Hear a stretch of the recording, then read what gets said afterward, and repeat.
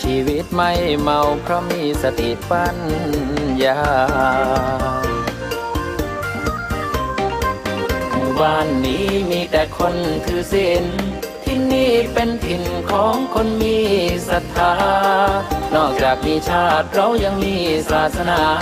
รักษาศีลห้าคือหมู่บ้านของเรา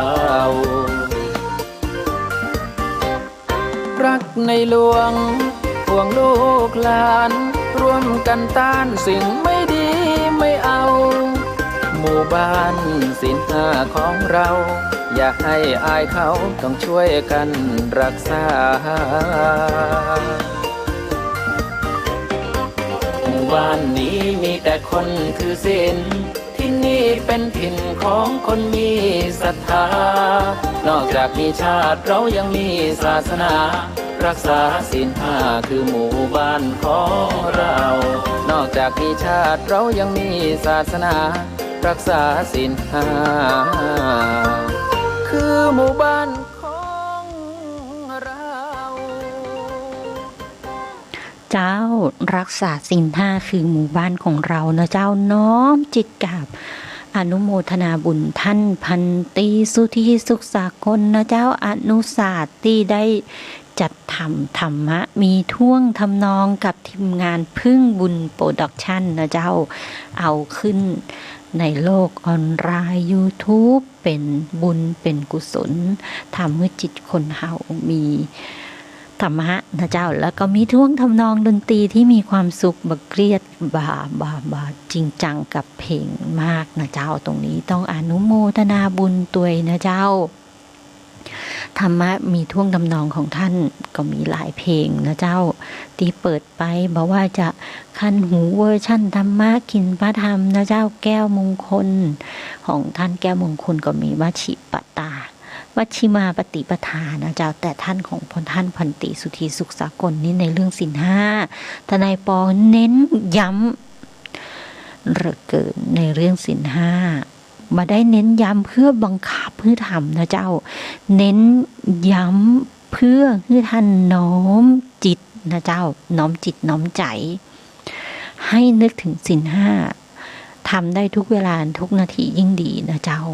เพราะว่ามันจะได้เตือนจิตเตือนใจนะเจ้าเวลาทำมาอย่างไปแล้วจะได้มีสตินะเจ้าถ้าไปบวชเป็นโยคีนะเจ้าก็น้อมนำศีลแล้วก็ปฏิบัตินะเจ้าเวลา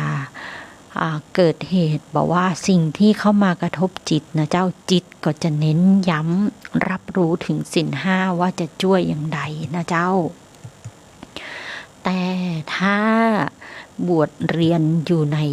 8นะเจ้าศีล8ศีล10นะเจ้าศีล227หรือศีล300กว่าข้อแล้วแต่สถานะบวชให้บวชจิตใจด้วยนะเจ้าอย่าบวชแต่ร่างกายนะเจ้าถ้าบวชแต่ร่างกายตรงนี้วิบากกรรมมันตามมาแรงนะเจ้าอยู่ในเขตวัดเป็นเขตอภัยทานก็ทิ้งนะเจ้าแต่เมื่อท่านหมดภพหมดภูมิแล้วอันตรายนะเจ้าตรงนี้ข่าวออกหน้าหนังสือพิมพ์ในเรื่องแม่ชีนะเจ้าลวงโลกนะเจ้าตรงนี้ถ้าเรามีสติในศีลห้าเปิ้นก็มาเบียดเบียนเฮาบ่ได้นะเจ้าแม่ชีศีลลวงโลกนั้นก็เบียดเบียนเฮาบ่ได้นะเจ้าถ้าเฮามีสติในศีลห้าบอกว่าใครที่จะบวชในร่างกายอย่างเดียวจิตใจบ่ได้บวชก็ทำอย่างท่านบ่ได้นะเจ้ามีคนคุ้มครองรักษาท่านทุกที่ทุกทางนะเจ้าตรงนี้อยากเรียนเชิญหมู่เฮาทดลองนะเจ้าแล้วจะรู้ว่ามันเป็นปัจจตังนะเจ้าสมถกรรมฐาน40กองหมายถึงกรรมฐานอันเป็นอุบายให้ใจสงบให้อยู่กับ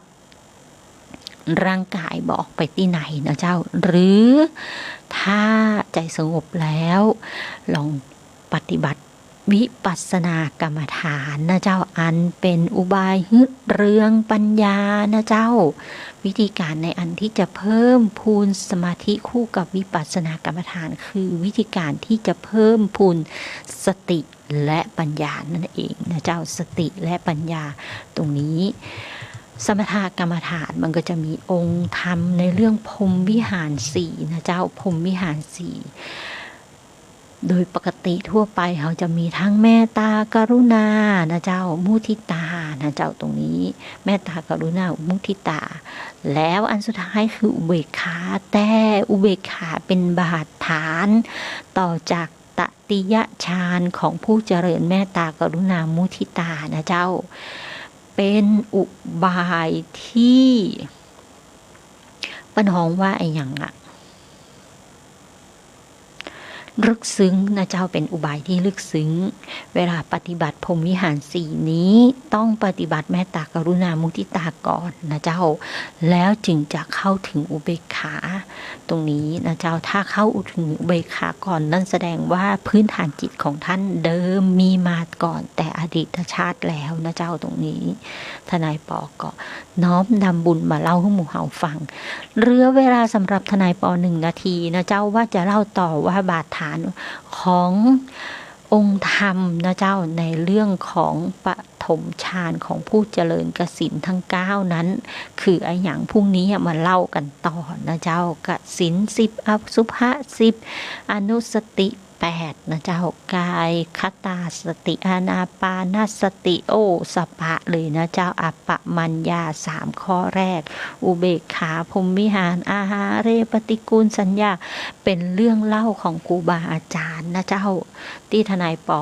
อ่านพ่องมาอ่านพ่องนะเจ้าแต่ถ้าอยากเรียนรู้จริงถ้าเป็นผู้ชายนะเจ้าทนายปออยากเชิญชวนนะเจ้าบวชเรียนนะเจ้าอยู่ในพระไตรปิฎกทั้งหมดเลยนะเจ้าเรียนรู้ธรรมะในพระไตรปิฎกแล้วท่านจะบรรลุธรรมนะเจ้าแล้วมีสตินมัสการลาและสวัสดีญาติธรรมทุกท่านเจ้า